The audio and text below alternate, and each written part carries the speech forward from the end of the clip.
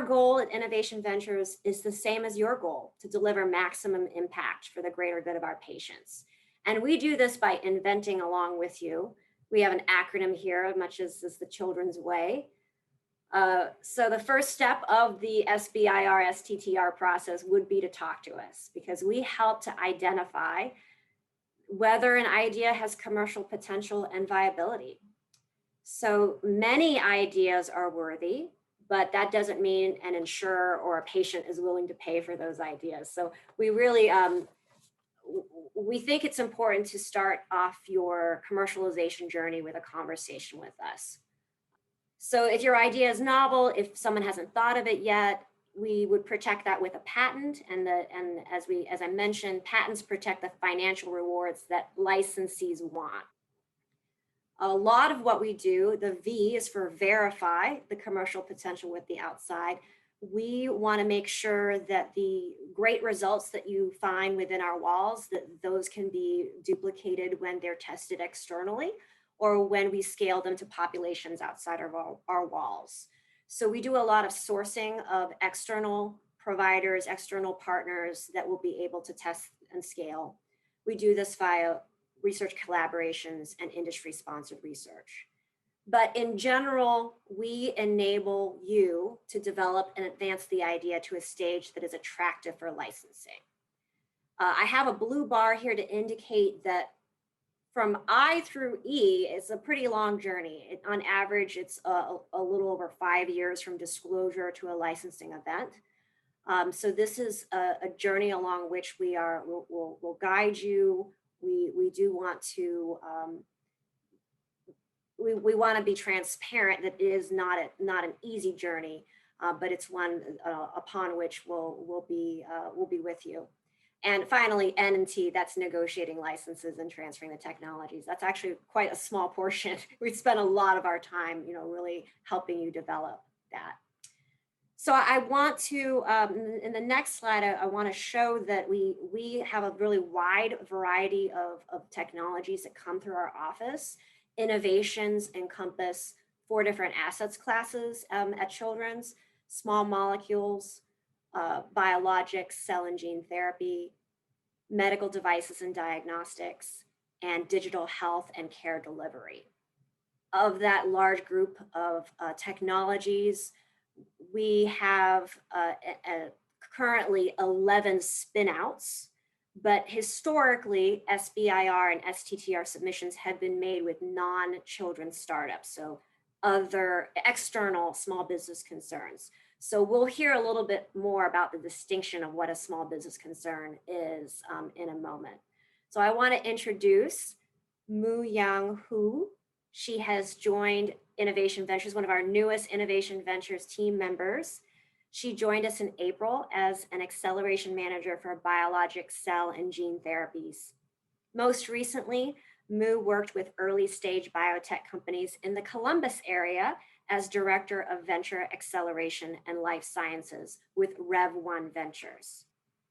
Thank you so much, Eileen, and thank you everyone for joining us today. So as Eileen mentioned, I have worked on SBIR, STTR proposals many times in my previous position before joining Children. So today's goal is really for me to walk you through kind of a little bit overview of the program, as well as some of the mistakes that I have made so that this won't happen to you. So pretty simple agenda today. Hopefully you will have a good grasp about what this program is designated for, and then whether or not this is gonna be a good program for you. And then by the end of it, I'm gonna jump into a little bit of how to build a very compelling proposal, as some of you may be interested in knowing more of that.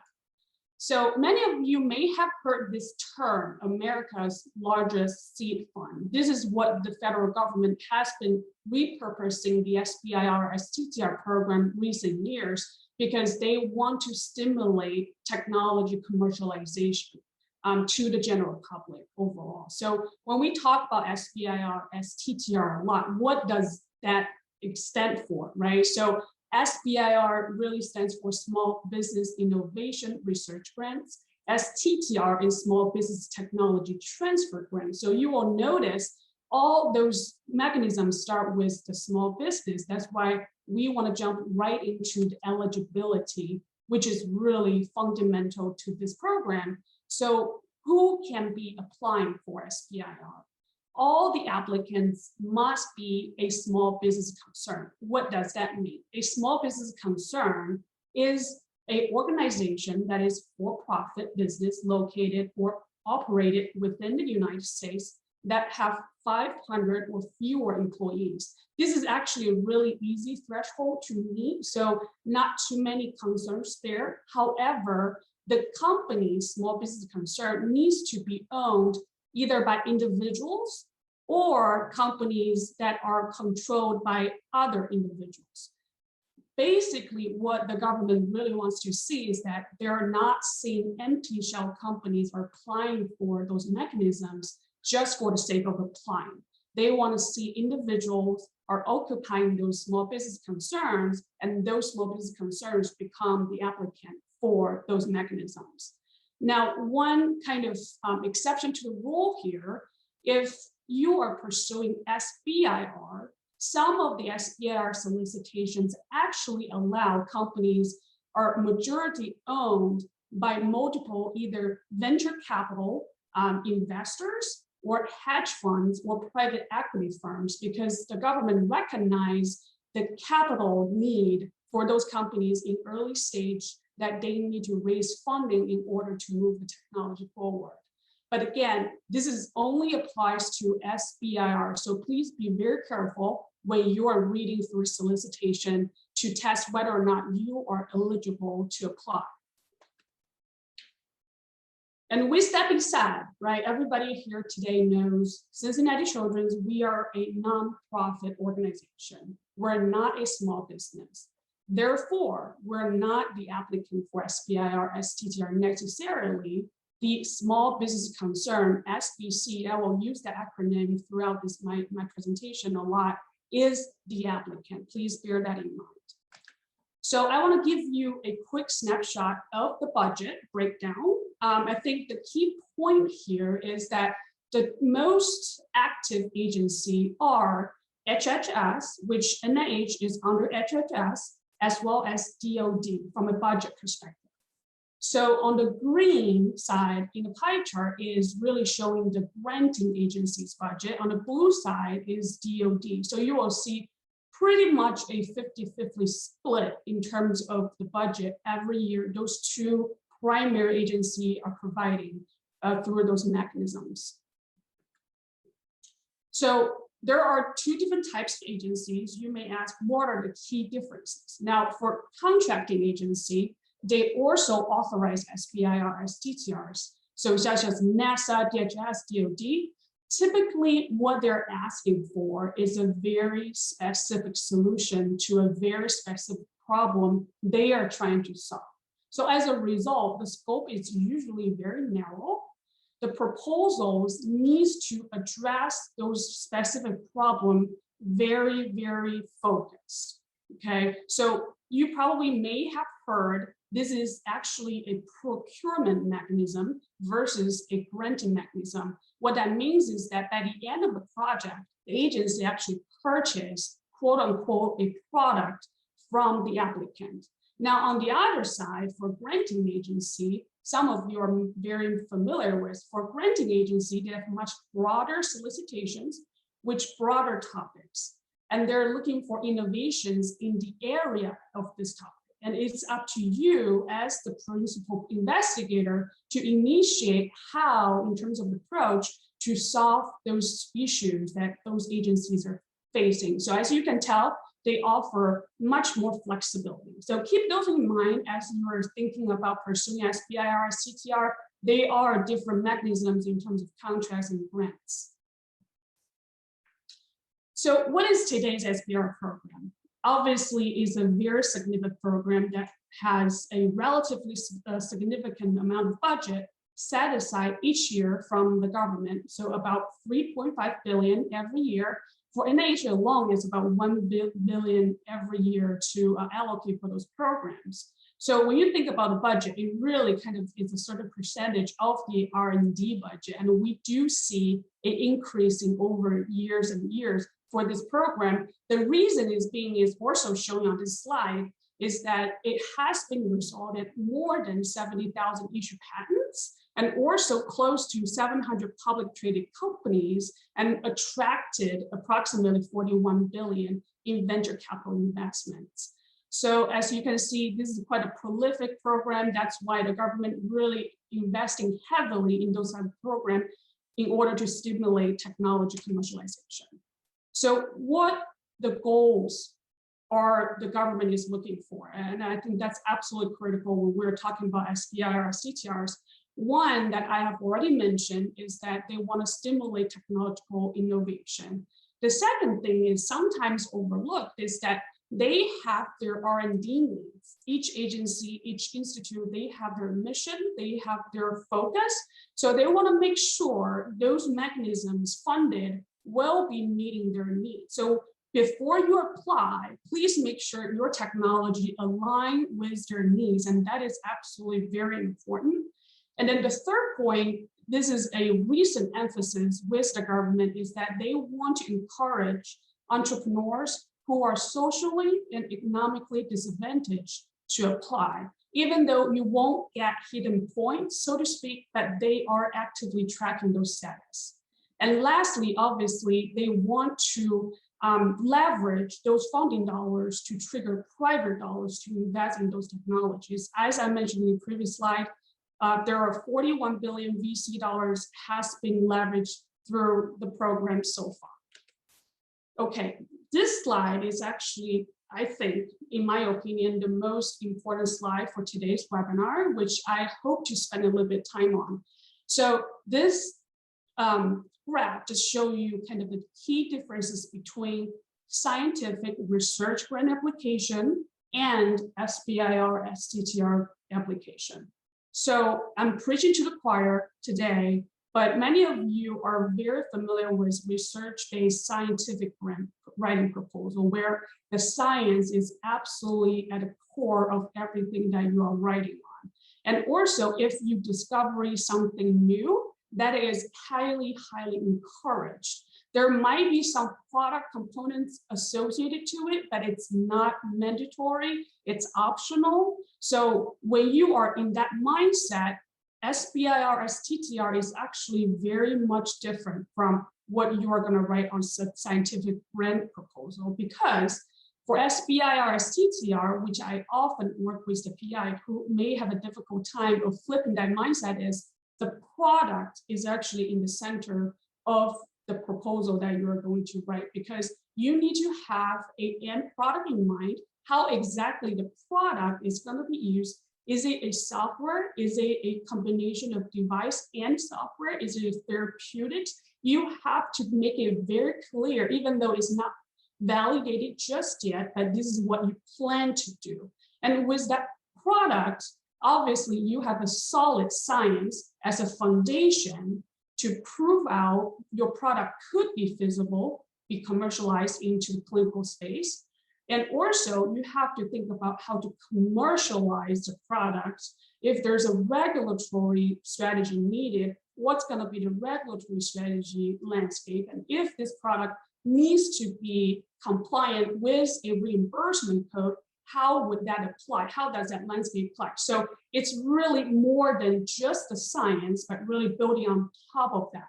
So with that being said, if you think about how you would write SBIR, how you would write research grant, it's kind of a opposite direction, where for you, the research grant is one point that you are encouraged to open many doors based on what you know. However, for SBIR, it's really based on what you know so far, but de-risking it by having a very clear roadmap, if that makes sense. Okay. Again, if you have any questions, please feel free to put it in the chat and we will be addressing your questions. And then oftentimes when I work on SBIR, CTRs, many PIs have asked me, what is going to be the scorecard? So that's why I'm showing a scorecard so you will know what you're up against. So those are the areas typically the reviewers will be evaluated proposed against. I would say the top 5 areas are most relevant for phase 1 SBIR, STTRs, if that's what you're pursuing initially. And then the commercialization piece will kick in if you're applying for example, direct to phase 2 or fast track. So again, significance, are you solving a really important problem? How significant the problem really is? How would you approach to solve those problems? I would say, in my experience, the approach, a lot of people lose points on that because you are proposing your approach, but reviewers may have different perspectives on what the approach could be. Now, is your idea innovative, right? So that's absolutely important there. And is the investigator have the right expertise, and also the environment is right for you to bring on those proposals together. So those are the scorecard that you will be looking, or the reviewer will be looking at. Now, from a process perspective, this is a gated process, so to speak, and there are 3 phases. You have heard me talk a lot about phase 1, phase 2. What does that mean? So for phase 1 is really for feasibility, proof of concept development phase, where you may have some proof of concept data, but you want to further validate whether or not this would have some commercialization availability. So this would typically last about 6 to 12 months, about $150,000. It can be fluctuating based on which agency. Some agency can authorize more, some will be less. Now for phase 2 is going to be much, much more significant from a funding perspective, about $1 million. Some agency can actually go up to $2 million. So this is a much longer study phase for phase 2.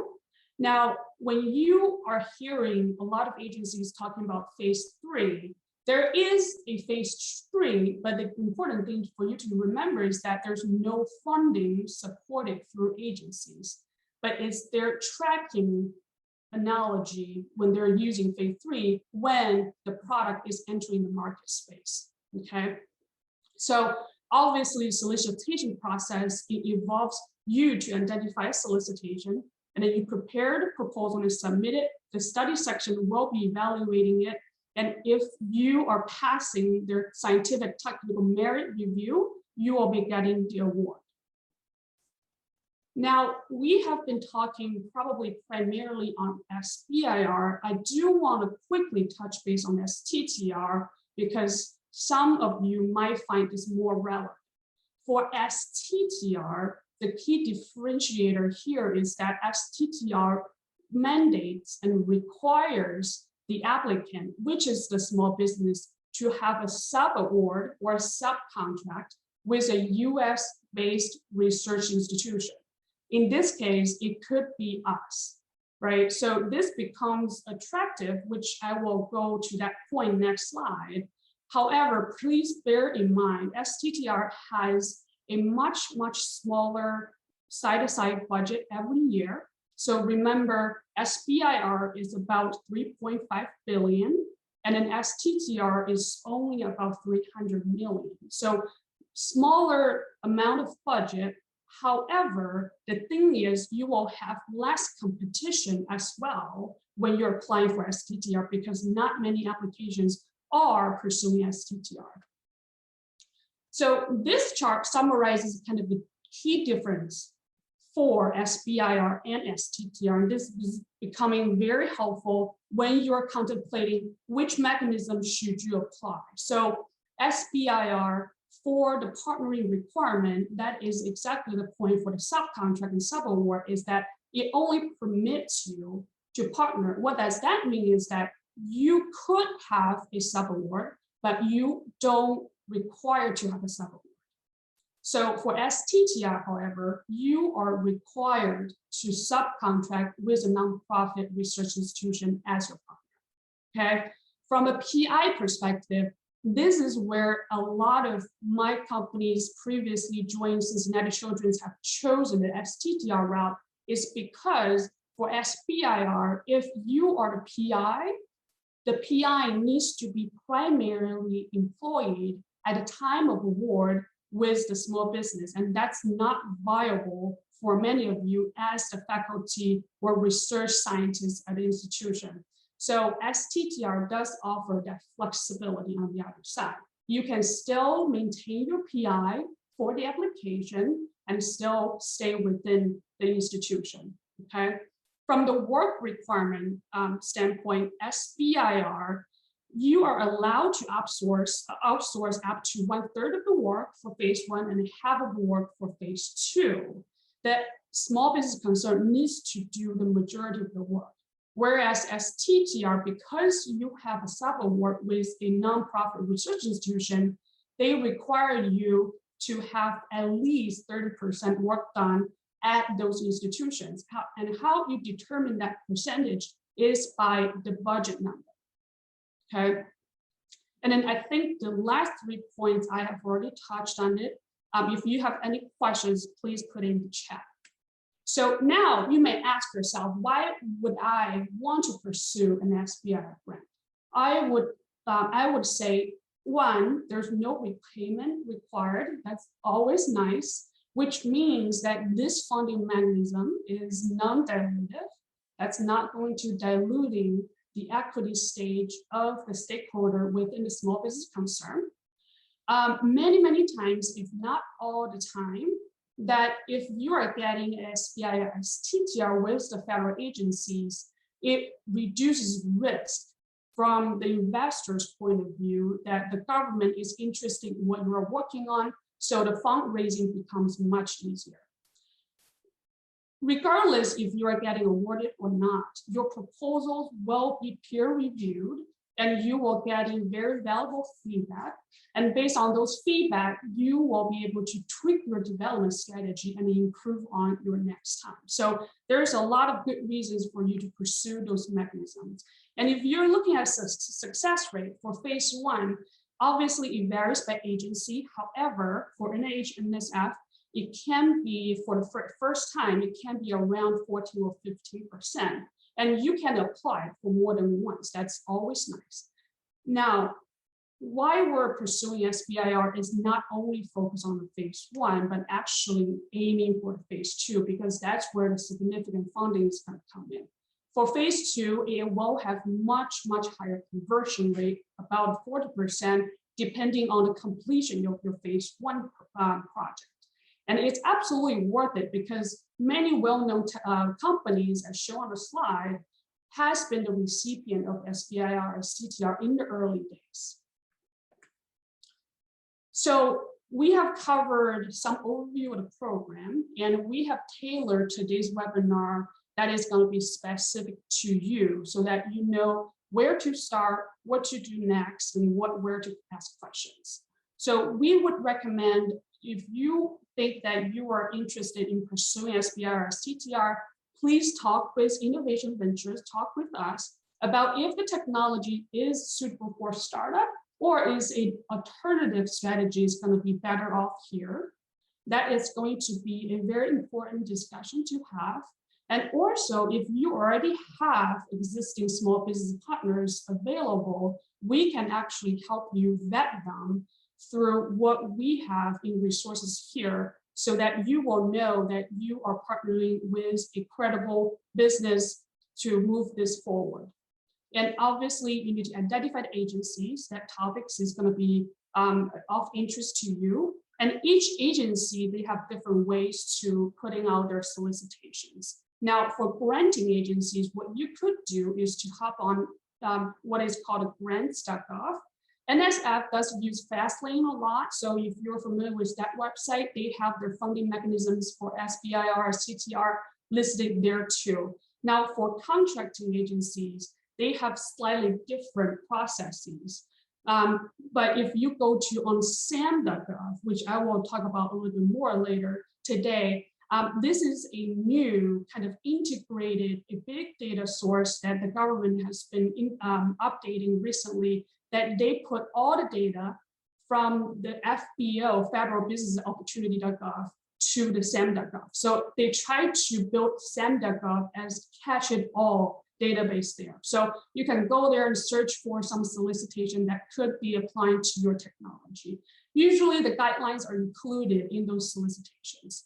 Now, if you are thinking about this, please contact your division's business office. As soon as you have a specific solicitation in mind, they can help you start working on the next steps, which we will touch a little bit later on in the presentation. I made this flow chart just for you so that you understand. I recognize how complicated this process could be if you are doing this for the first time. So this flow chart or decision tree rather is to help you kind of visualize out what I need to do if I do X or Y, right? So first, you have to decide SBIR or STTR with your business partner at a small business concern. If you decide SBIR is the route to go, remember, sub-award is only recommended. If you identify Cincinnati Children as your sub-award, you need to contact us, as we mentioned before. And then if you have not yet identified a small business concern partner, you will need to do that as well. So, and then the next step would be working with your division's business office. And then also the Sponsor Research Service Office, SRS, they will need to review and approve the proposal because it involves Cincinnati Children as a sub-award. So they need to review those budgets. Now, if for some reason the decision is to not involve Cincinnati Children's Hospital as a sub-award, it's really rare, but it does happen sometimes. That's why I'm including here, is that you would still need to talk to Innovation Ventures. You would still need to find a small business to partner, and then you will start writing the proposal and then report out your small business concern on the outside report activity, okay? And then obviously real quickly on the STTR side, it pretty much mirrors for the SBIR when and if Cincinnati Children is the sub-award. I would say those are probably the majority time that would happen. So I think the key point here, please contact your division's business office once you think that you would like to pursue this mechanism. And then with that being said, I will welcome my colleague, Carol Donnellan, who is the pre-award manager from the SRS office, to walk you through briefly on the pre-award process so you know what to do. Carol? Thanks, Moo. So yeah, so as Moo said, SRS, we are the central office for the whole of Children's Hospital for all of our research from proposal submission through the award closeout. So we're going to handle the award acceptance, the award maintenance, as well as any contracts associated with that. For purpose of this, I'm just going to give you a real high-level overview of the pre-award process. And if you've submitted any other research proposals in the past, the process for these types of awards is going to be the same. So you're going to really, you'll be working with Innovation Ventures, which will be different, but then you're also really, as Moo kept reiterating very nicely, contacting and working with your division, with your financial admin, whoever in your division handles your research, whoever handles all the proposal submissions. Make sure you're working with that person earlier. That person will be working with us, with our office, to make sure we get that submitted on time. Could you advance to the next slide, please? So this next slide gives you an idea. Moo did very nicely outlining why it would take 10 weeks. The first, what you really want to think about is that week 10 is the due date that you're seeing from NIH or NSF, whoever the agency is. Then you have to back that up a week to week 9 for when Cincinnati Children's needs to give all of our information to that small business concern. We need to give them, or any sponsor, we need to give them a week or so that they can take all our information, make sure they have everything they need, combine it with their information, go over everything and create the proposal submission that they're going to submit to the agency, updating the budget, all those kinds of things. It takes a long time. And then we have to back that date up by another week so that your financial admin or who's ever submitting your proposal for you has all the information and everything all through EPAS, everything ready to go and submits it to our office at least 5 working days before that due date to the small business concern. That gives our office enough time to review the proposal, make sure everything meets the sponsor's requirements, make sure it meets Children's Hospital requirements, and is ready to go. At that point, then, once we have all that, then we would let your financial admin know that you or the financial admin may go ahead and submit everything to the sponsor. Just go to the next slide, please. So just to wrap it up, just wanted to give you a quick overview of it with a specific due date. The next due date is September 5th, which we would call week 10 in that flow chart that Moo did. So we're going to back that up to August 9th, August 30th, I'm sorry. We want to get everything to that small business concern, which would be week 9. Then we're going to back that up again to August 23rd by 8 a.m. is when we would need to have everything to the sponsored office so that we can have that week to review it. Please let me know if you have any questions afterwards or anytime. We're happy to help. Thank you. Thank you so much, Carol. And also just add on to what Carol just said, and this is the reason why we're having this webinar in June, so that in case if you're interested in pursuing September, you would have enough time to prepare. Okay, so next, we're going to jump right into building your proposal a little bit here. Okay, so hopefully you're still with me. This is a direct quote from the agency that I have had the pleasure to work with in the past, which I found it very useful to help you here. I think the key words on this slide is absolutely the novelty of the idea and also the capabilities of the team to carry those work forward. Now, there also, I underlined the well-articulated point. It's because I have had one reviewer, we were chatting the other day, he told me after he has reviewed many those proposals now, he found out if he could not understand the proposal after reading it twice or third time, that means the proposal itself is not well written. So you really have to make sure that you are spoon feeding to the reviewers what exactly the problem you're solving, the solution you're proposing, and how you're going to solve the problem exactly by de-risking the scientific risk there. Okay. And then I'm going to provide you some tips that I have personal experience that I found very helpful for you. Tip number 1 is sounds very intuitive, but it's absolutely important, is to start early. You will not find yourself in a very favorable position if you want to apply for September 5th SBIR deadline, and then you only start in the middle of August. That's not going to take, that's not going to cut it in this case, and I will tell you why. And this is kind of a well-documented case that when I got my certificate, this is actually SBA tracking those hours. So we learned if you are starting to build a proposal in the first time that you don't have anything established yet, on average, you would require 150 hours to put everything together. And that also includes getting your collaborators together, getting the letter of support, working with Innovation Ventures and your division business office. So everything is all inclusive here. However, it does translate into a 10-week work plan, as Carol indicated earlier, with you spending on average 10 to 15 hours. So it's quite an investment if you decide to do it. Now, if you're still curious to know why would take 10 weeks, well, a lot of the process that is going to be involved take time. So for example, one of the reasons is not the only reason that you need to work with Innovation Ventures is that a lot of support that from Innovation Ventures will be needed as part of the submission, because the SBC needs to show that they have the access to the intellectual property upon award in order to qualify if they want to license the technology from Cincinnati Children.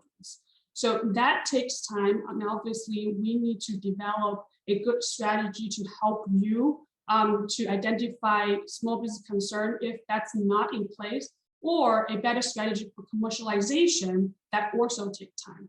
And obviously, again, preaching to the choir, very strong proposals take time to develop and also take time to get edits and reviews. So when you are building your proposal based on the funding solicitation, please pay very close attention to the solicitation and allow yourself a little bit of time to address all the key requirements. One of the things it's also very important is that different from scientific grant application is that you need to assemble a very strong team that has both scientific and business background. That's the reason why small business concern is the applicant, and you would need a business partner with you in those process. And obviously, you need to have the right access to the equipment and resources, such as advisory board or regulatory consultant, biostatisticians. And those, when you're assembling those resources, that takes time too, okay? And then letter support from your division collaborators. They would much appreciate some lead time before you require the letter turned around from them, okay? They would really appreciate that. And now, the really important on this slide is that if Children's is a subaward, a consortium letter, also known as the letter of intent, is going to be required from your division's business office. And in order for your business office to write this letter, they have to approve the subaward budget. And many of you have done this budgeting in the past. Develop budget also takes time. So please keep that in mind. Lastly, which I will talk next, is that the company, the applicant, needs to be registered with the federal government database before even they can apply. And this process may take up to 8 weeks to complete. And not a lot of people actually realize that until they start a process. Okay, so just real quick, summarizing what is needed to build a proposal. Absolutely innovative idea is at the core of everything. SBIR, STTR is not meant to be for marketing purposes, for example. It's not meant to be for products that's already available. So it really has to be a new, novel, innovative concept. And then also, because you would involve different stakeholders, as we already talked about, so you have to manage those relationships, manage different process at different places. So that is also a very needed skill when you're building the SBIR, STTR, and meeting the deadline and the time commitment is absolutely critical, because again, you're eating an elephant and you are not going to take that down just by one day. Plan ahead and give yourself plenty of time. Okay, if you're overwhelmed, I do want to offer this slide as a resource for you, okay? If you want to look at the past award data, you can go up to SBIR.gov. This is really important is because you will see what agency and which institute typically fund what technology sector that might be relevant to you. There are workshops about SBIRs. Absolutely, you should look those up if you're interested. And then the most important thing I would recommend is to have one-on-one calls with your agency program directors after you have identified a relevant solicitation. Reach out to them and I will cover that how exactly to do that, okay? Again, stating that registration piece, you need to start that early, and also don't forget internal deadlines, okay? And then on the right-hand side, if you're interested, SBIR.gov actually offers a variety of tutorials that covers this topic. And also, National Institute of Infectious Disease and also Allergy, NIAID, they have sample applications there. So if you want to take a look at what would it look like to get this grant awarded, you can have that resources for you, okay? You will have the slides after, I think, next week or next week. Actually, the slides are on Centerlink right now. They were part of the email. I did want to interrupt with a question from the chat. We have a question. The question, is there a correlate to overhead in SBIR, STTR grants? Okay, so overhead could mean different things. So if you mean the overhead within CCHMC, that's one thing. If you are asking for the overhead for the small business concern, that's another thing. So I'm going to cover both. So for any SBIR, STTR, if you're applying for the NIH, the small business concern is allowed to charge varying from 5 up to 40% of the overhead, which they call it indirect rates, based on your total direct rates. Okay, and then for Cincinnati Children's, we will have certain overhead if we will have our own sub-award budget go through. So hopefully that addresses your question. So it really comes down to two different pieces depending on which one you're asking. Okay. All right. So this chart just gives you a brief idea about when and what agency is going to publish their solicitation. For the big five, obviously, but I think the most relevant one is HHS. They have the omnibus that is going to be out 3 times a year, January 5th, April 5th, and September 5th. Omnibus is meant to be an umbrella catch-it-all solicitation. So if you cannot identify a specific solicitation or special topic, you could always apply to omnibus. Okay, and then DoD, they have different kind of style for their solicitations, but usually they will open 3 windows per year for their BAA, that stands for Broad Agency Announcements. And then also on the NSF now, this is slightly outdated, but NSF has been adapting to a rolling basis that they have 4 windows per year for you to submit, and your proposal will be reviewed on a rolling basis, which I personally really like that process now. Okay. All right, we have talked a lot about registration. I'm going to briefly go over this registration and just tell you why we have to take care of this before everything starts. In my past experience, I have helped more than several dozens of SBIR CTRs. Registration, oddly enough, is the #1 reason why proposals don't get in on time. Okay. I know there may be many other reasons, but registration is always the #1 reason. The initial process, if the small business concern has not yet registered in the federal government database, it takes about up to 8 weeks. Now, if you have done that already, each database the registration expires at different rate. So maintaining those and updating those also takes a lot of time. And you have to have all the registration update up to date and correctly affiliated with each other before you can apply. Otherwise, you will not be able to apply. And then those are the 3 universal registration that every applicant needs to have. So that small business concern needs to register with Dun & Bradstreet with Don's number. And after Don's number is obtained, you will need to register what is called a System for Award Management, SAM.gov. And also because you are pursuing SBIR, STTR, you need to certify by the SBA that you meet the small business concern qualifications. So this is telling you for each agency what are the specific registration in addition to the 3 universal ones that we just went through. I think for HHS, which is NIH under that, ERA Commons, many of you or all of you are very familiar with that. And then also grants.gov, because remember, NIH is a granting agency. And NSF, however, they're using Fastlane. So only Fastlane, if you're registered, you're good to go. Okay, why we need SAM.gov? Actually, SAM.gov is quite important, is a big deal. So any company in the country who is doing work or doing business with the federal agency needs to register with the SAM.gov website. Otherwise, you will not be able to apply or getting paid.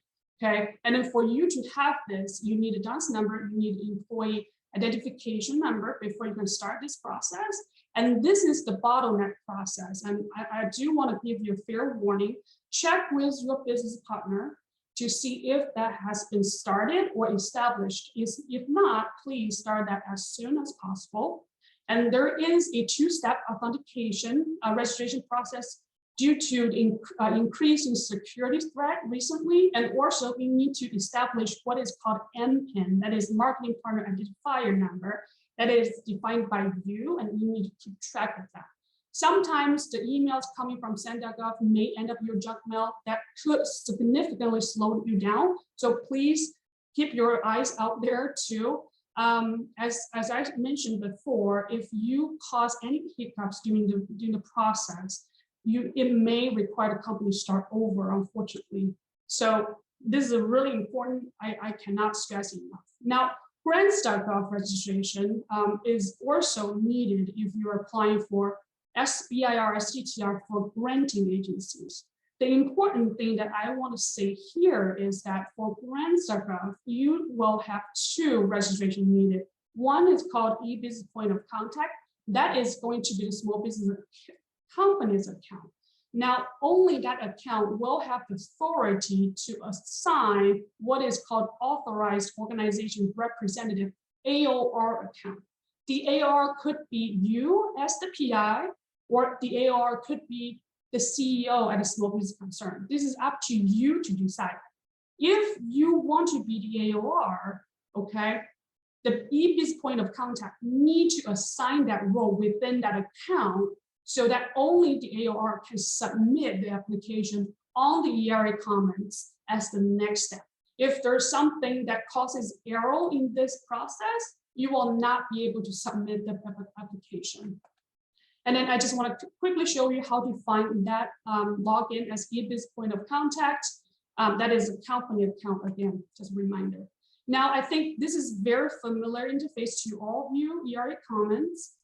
Now, for you or the small business concern to submit a proposal, the grantee, which is a small business concern, need to register as a company account.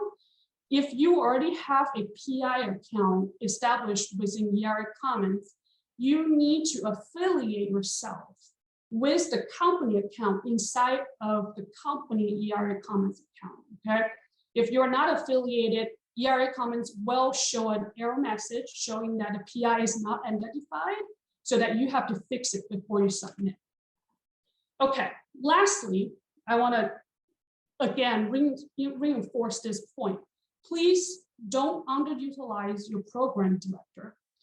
Their job is to guide you through this entire process, even though they're not part of the study sections by design, but they will tell you, A, whether or not your proposed study would be aligning with their institution mission, B, whether our approach needs to be improved.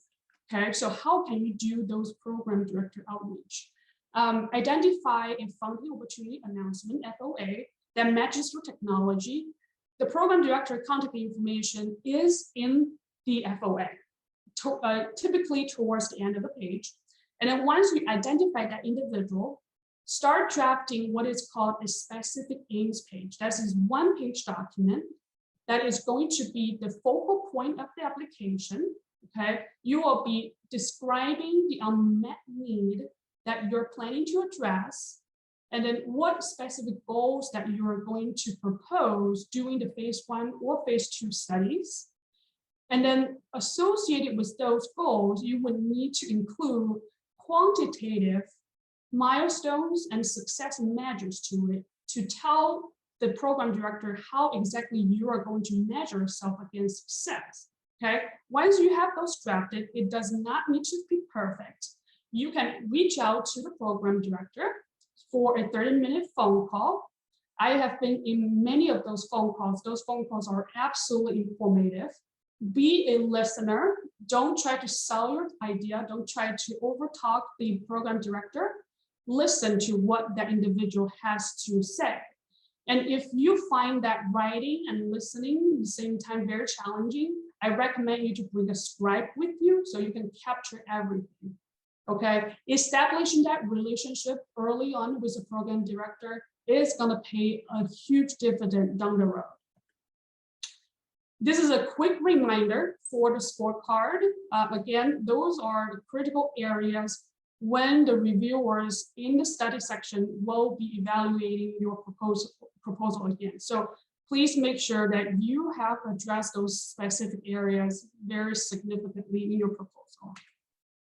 All right, so just a few words before we close out. This is meant to be giving a flavor of the program and give you the tool that you can self-evaluate whether or not those programs are actually right for me. So again, always ask questions. Feel free to reach out to us at Innovation Ventures. And also this will help address conflict of interest issues if there's any. And also you need the time to build a proposal. So be prepared to spend about 10 to 15 hours a week for about 10 weeks if you're building a proposal from scratch, okay? Again, the analogy here is a marathon, not a sprint. So please plan accordingly. And lastly, I do want to quickly give you a stats here. On average, 1 in 8 proposals actually get awarded. Don't get discouraged by that fact, but in case you want to pursue this, expect that it may take 2 or 3 attempts to finally get into a winning proposal. And that is absolutely normal. Okay. And with that, that wraps up my portion of the presentation. Again, feel free to put into the chat, and then I will turn the floor back to Eileen here for a second in case we have more questions.